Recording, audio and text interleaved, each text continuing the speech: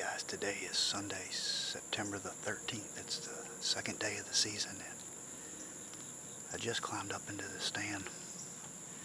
I'm hunting a big food plot that I call, this is just my big plot, but I'm after a deer that I call number 7.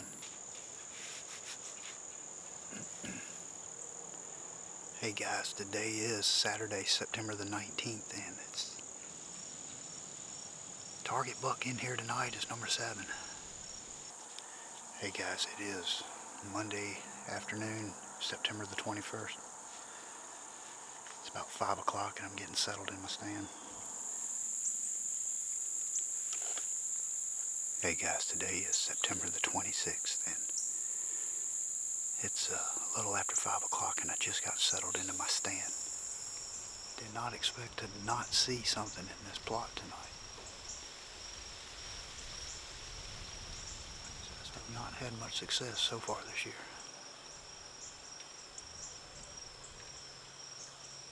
But tomorrow's a new day, so stay tuned.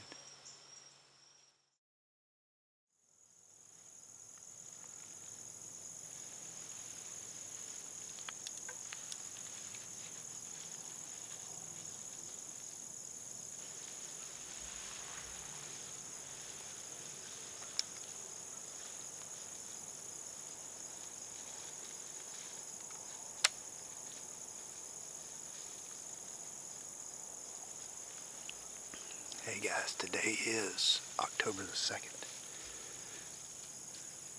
I think that's right. Yeah, today's October the 2nd. It's Friday afternoon and I'm just getting settled into my stand. It's about 5 o'clock and as you can see, hunting a food plot tonight and I'm in here after a buck called number 7.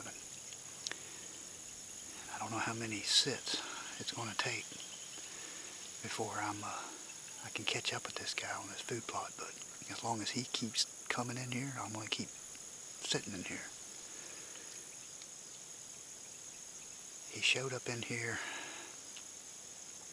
I believe it was Wednesday, and he stepped out still shooting light according to the cutty link down here. As you see, I still got feed in that protein feeder. It's legal to bait here in Georgia, so I've still got like 4 or 5 bags of protein left, so I'm just going to keep putting it in there and try to keep him on this same pattern that he's been on all summer long. He hasn't changed his patterns at all. He's still running with the same 2 bucks that he's been running with all summer. They are regular out in this food plot. They're out here every single night. And he's slipped up a couple of times over the last week and they've actually stepped out in daylight. So I'm just, as long as I got the good wind and as long as they keep showing up, I don't feel like I'm boogering them at all. It just, the last time they stepped out, we had a weather change. And tonight's supposed to be the coldest night of the week so far, so I'm hoping maybe that'll get him on his feet. And hopefully they'll step out here again tonight, but I believe they're bedding just over my left shoulder up in here. I have walked that many times over the last couple years, and it's super thick in there, and there's beds all through there. There's a ditch that runs back to my right and angles back in here. And those deer have always bed right along that ditch right there, and it's really thick in there. I've got a north wind that's coming right straight down the plot and going right back off to my right here. And that was my approach. A lot of times I'll come in from down at the other end. But I feel like the last couple of years, every time I do that, it's like I don't see anything in here. I think those deer pick me up. The ones that are bedded right here close to the plot, I think they either see me or smell me, or they just seem to know I'm here. So the last couple times I've been in here, I've made the trip all the way up around, came all the way around, parked my buggy. I've got an electric buggy, and I think that's key too, not coming in on a four-wheeler or anything. That electric buggy, I can drive all the way around, just super quiet, and then walk into my stand downwind right here, and slip in here. The food plot's looking dynamite. The deer are eating it. We haven't had a frost yet in these brassicas, but I've got another cutty link camera over here, and I've got numerous pictures of them in the middle of the night, and they're feeding. So they could be eating some of the oats that are planted with the brassicas, but this plot is doing dynamite. So we've had good rain this year, so still got persimmon tree over here slap full of persimmons. Armadillo was under it when I walked up, so persimmons might be gone, but maybe deer will still walk by and check it. But I finally did see a deer in here night before last. A doe stepped out about halfway up the plot. She stepped out and then turned around and walked right back in. That's the first deer I've actually seen on the plot this year. I've stayed away from this part of the property. I've kept it quiet over here, just trying to let number 7 and the bucks that he's running with just keep doing what they're doing. And they're not really hitting that protein really hard. Normally they would eat that gone. A month ago it'd be gone in no time. But they stop by and nibble it every now and then. So if he walks up near that feeder, yeah, I'm going to shoot him right there by it. Like I said, it's legal here in Georgia, and no shame in my game. I'll shoot him standing at the feeder. It's not likely going to happen, but if it were to happen, yes, I will do it. I would love to shoot him 25, 30 yards out here in the food plot. That would be sweet. That would be nice. Fingers crossed. Hope he steps out tonight.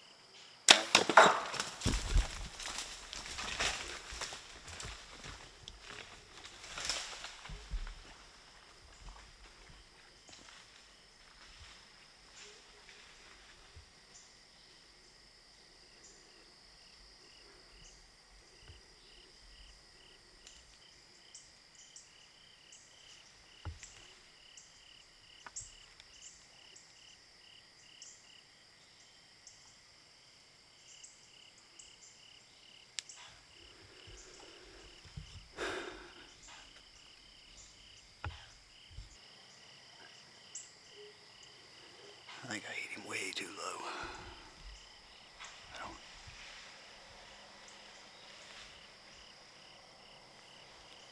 A lot of commotion.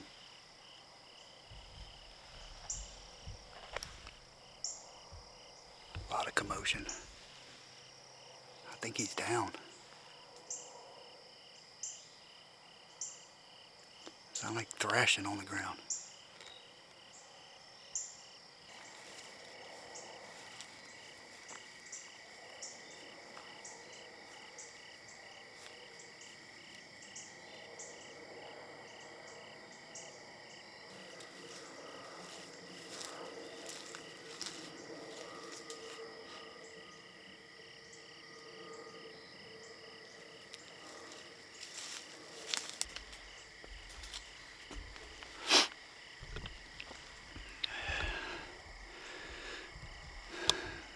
Good news is that area is covered in blood.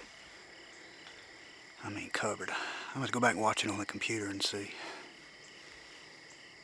I'm just not sure. My initial knee-jerk reaction is I hit him in the top of the leg. But there could be some arteries, something right there that I heard a lot of commotion, a lot of thrashing, like he was on the ground thrashing. So I'm just gonna go back to camp, watch it on the TV, make a decision, give him 2 or 3 hours. I mean, he may not be dead yet, he may be bleeding out, I don't know. I wish I could have had it over again and hit him about 6 inches higher. That's something.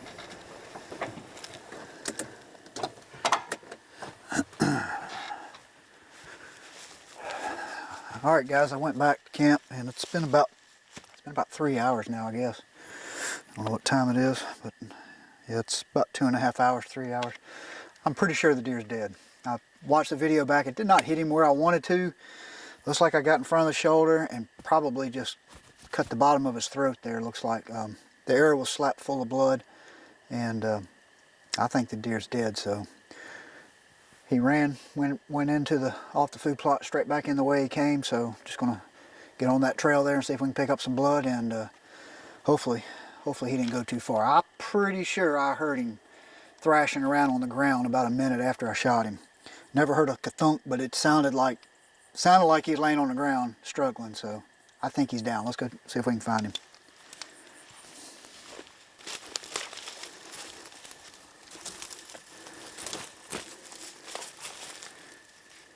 Yeah, I got blood right through here, sprayed all up in here. Good blood, good blood. I believe he's dead. He's spraying it. He rubbed it pretty good. Blood right here. Blood all over that grass. Good blood.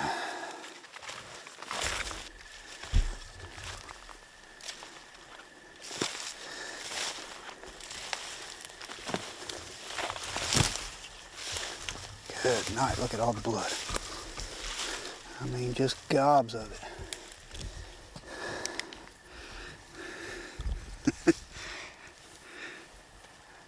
I've gone almost to the top of the hill. I'm going to say he's not probably going to be another 15, 20 yards. I'd be surprised. It sounded like to me he was right here, right on the edge, thrashing. So as much blood as he's dumping right now, this deer's dead. Gotta be.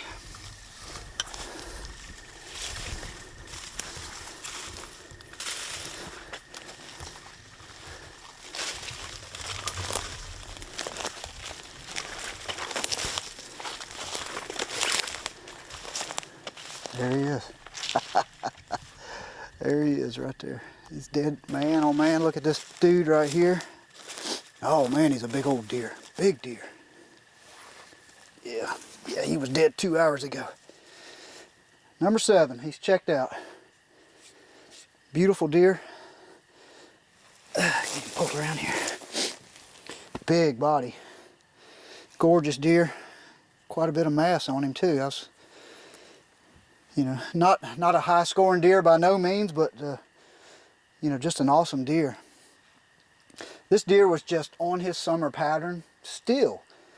All summer long he's been coming to that feeder, and I hated to shoot him at the feeder, but you know, it's legal here in Georgia to hunt over bait. And I still had some protein left, and I just kept pouring it in there, and he just kept coming, and he just kept coming, and he kept coming.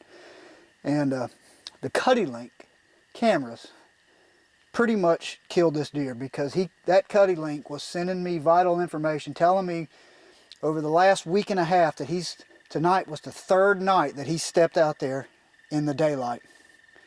And I just knew if I just kept playing the wind right, kept it quiet over here, that he eventually was going to step out and give me a shot. And tonight was it. October the 2nd, and hitless buck on the ground. Awesome. All right, here he is the next morning. Got him back out, brought him back down here to the food plot, take some pictures, and this is number 7. This is a deer that I started picking up last year on camera, and I actually saw this deer one morning last year, and knew he wasn't a deer that I cared to shoot. And lo and behold, he made it through last year, and he started showing back up on cameras again this summer. And man, he grew substantially from what he was last year.